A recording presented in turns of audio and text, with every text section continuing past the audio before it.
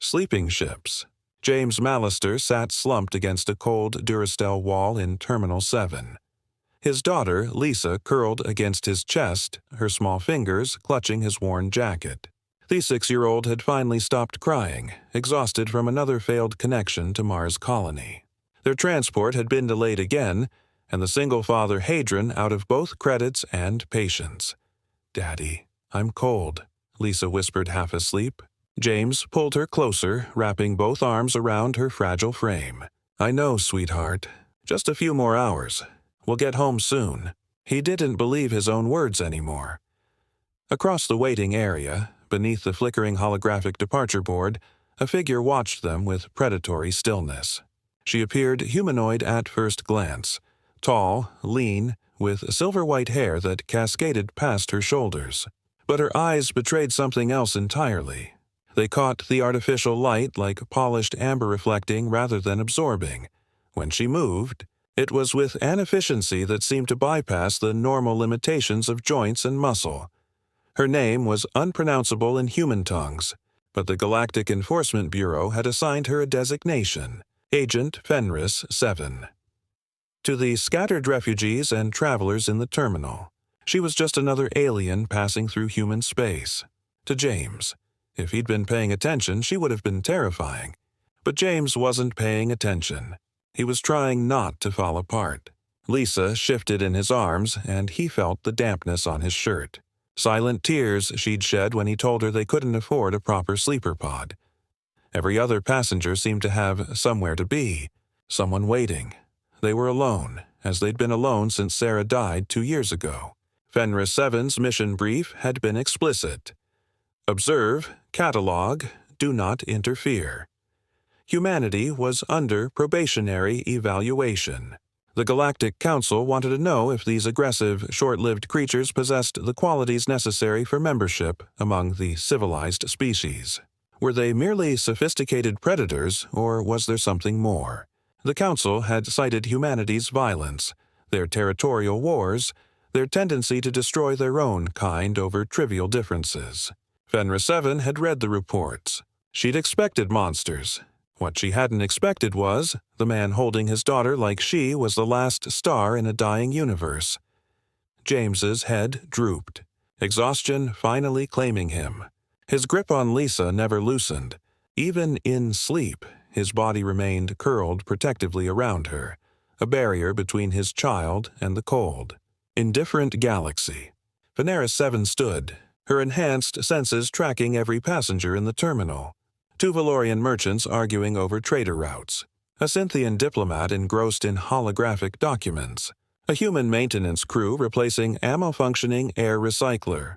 None of them looked at the sleeping father and daughter. None of them cared. She approached with silent footsteps, her mission protocol screaming warnings in the back of her consciousness. Observe. Do not interfere. Maintain distance.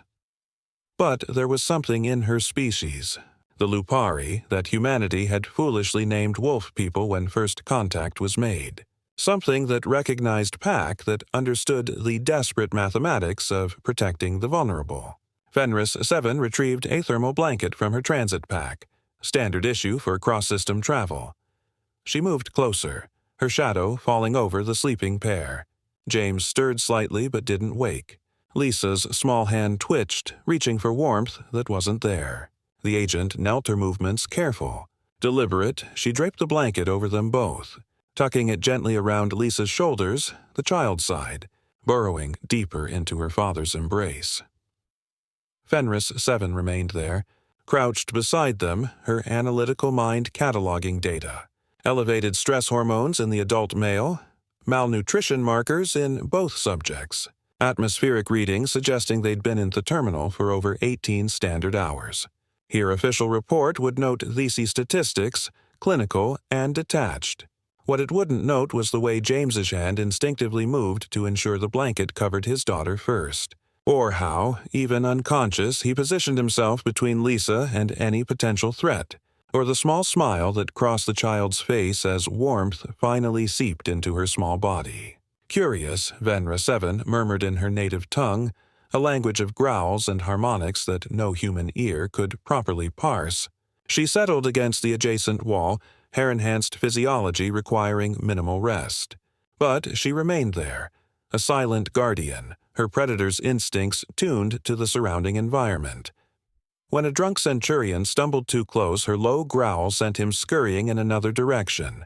When station security made their rounds, her credentials badge ensured they didn't disturb the sleeping humans. Hours passed. Ships came and went. The terminal's population shifted like tides as artificial dawn began to filter through the station's viewport. James stirred, his eyes opened slowly, confusion clouding his features as he felt the unfamiliar weight of the thermal blanket. He looked around, searching for its source, but found only other travelers going about their business. Lisa yawned, stretching.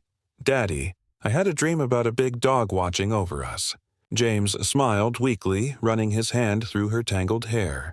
"Just a dream, baby. But look, someone left us a blanket. There are still kind people in the galaxy."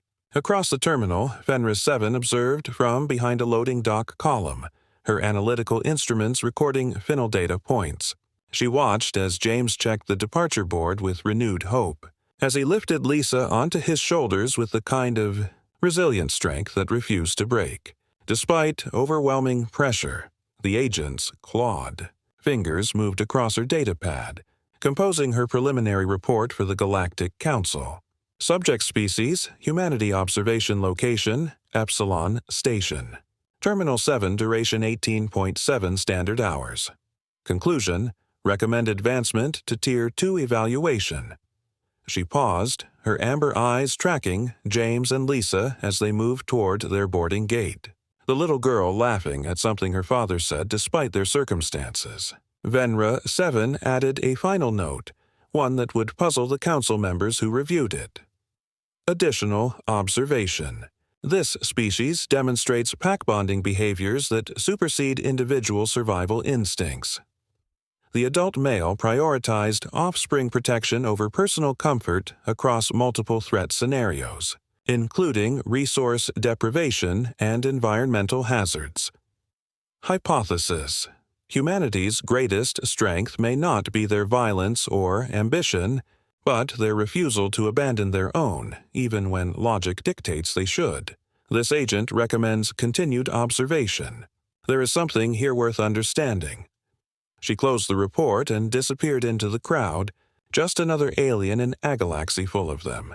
But she would remember the human who slept beside a Wolfwoman and never knew she'd been there, who trusted a universe that had given him every reason not to.